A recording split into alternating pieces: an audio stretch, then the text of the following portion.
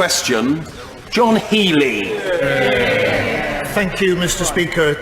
To ask the Minister if she will make a statement on the impact on homelessness of the Government's plans to remove automatic entitlement to housing benefit for 18 to 21-year-olds.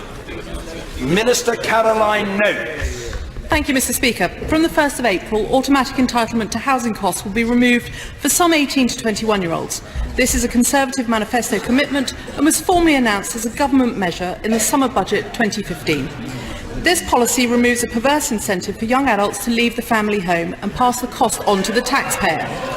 This is about stopping young people slipping straight into a life on benefits and brings parity with young people who are in work but who may not be able to leave the family home whilst an unemployed young person can.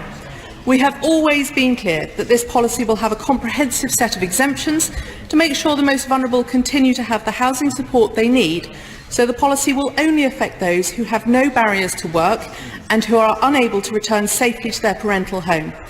In addition, there is a time-limited exemption for those who have recently been in work.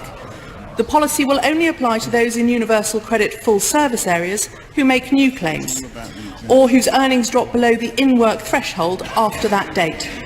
The policy will be implemented at the same time as the new youth obligation, an intensive package of labour market support for young people from day one of their claim.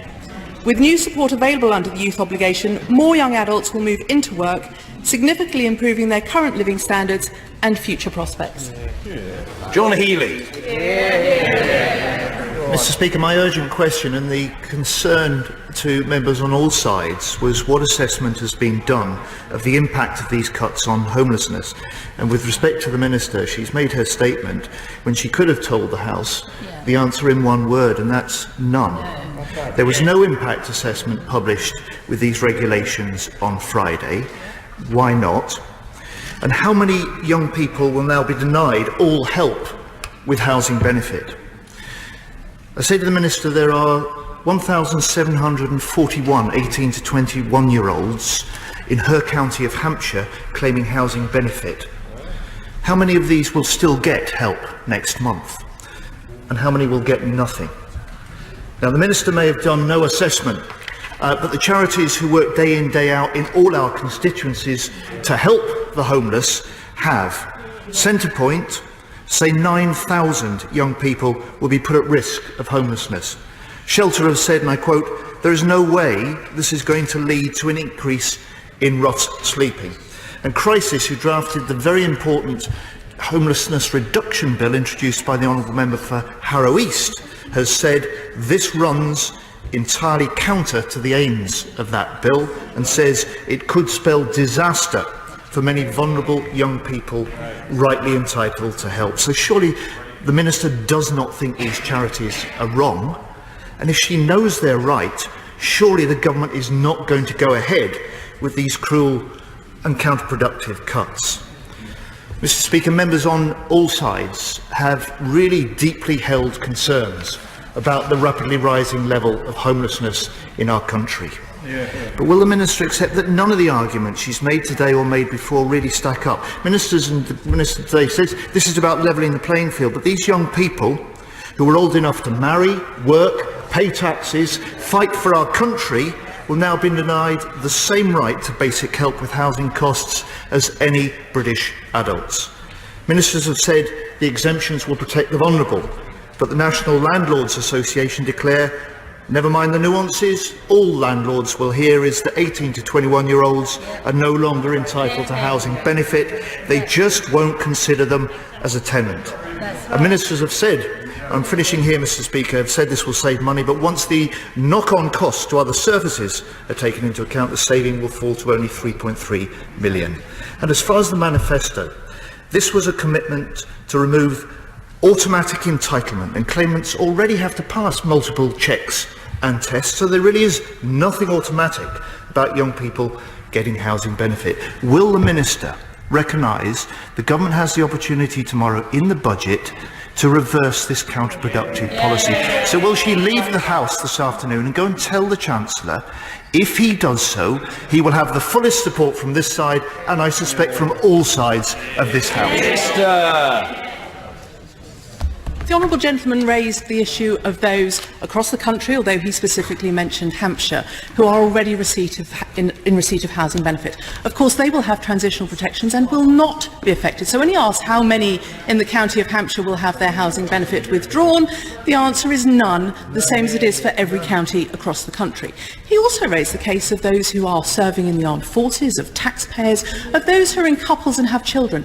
And of course, if he looked at the list of exemptions that was published on Friday, all of those are included. Yesterday, SNP MPs joined others to annul this ludicrous legislation. This government seems to be working on the incorrect assumption that young people can simply stay at home when parents have no obligation to house their adult children. The SNP have consistently opposed the withdrawal of housing benefit for 18 to 21-year-olds, but under the current powers of the Scottish Parliament, the Scottish Government cannot reverse the cut or provide an exemption for Scotland. Does the Minister agree that it's simply ridiculous that young people should suffer purely because this government is obsessed with imposing austerity? Can she tell us how many young people will be affected who don't qualify for an exemption? And does she think an unemployed young adult is more likely to get a job if they have a stable address or if they're living in a hostel or sleeping on the streets? And will the UK Government exempt Scottish young people from the impact of these regulations and allow the Scottish Government to provide the housing support on their behalf? Minister.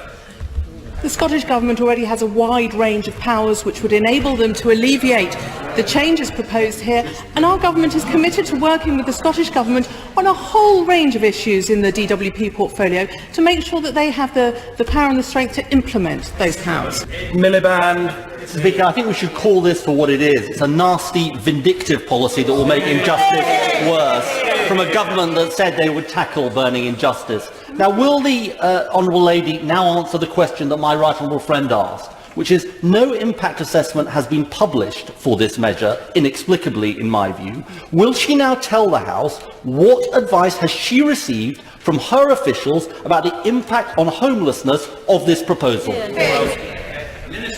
I thank the right honourable gentleman for that question. The Department has, of course, met all of its requirement under the public sector equality duty. Equality assessment information has been received and shared with the Social Security Advisory Committee, who chose not to consult on this. Luciana Berger.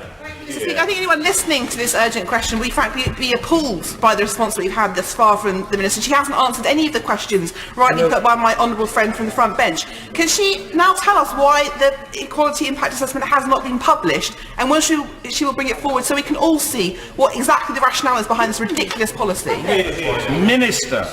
Thank you, and I think I have answered that. The Department has engaged extensively at both ministerial and official level with stakeholders. We announced this measure in the summer budget, but there is no duty on us to share the impact assessment with the House, but we did share it with the Social Security Advisory Committee. The Minister has conceded that there is an impact assessment and said that she hasn't published it because she doesn't need to. Would she care to just think again in view of the concern that there is and publish that impact assessment? Minister. We did look very carefully under the public sector equality duty at the impacts that this policy would have and shared that information with the Social Security Advisory Committee. I'm under no obligation to publish it.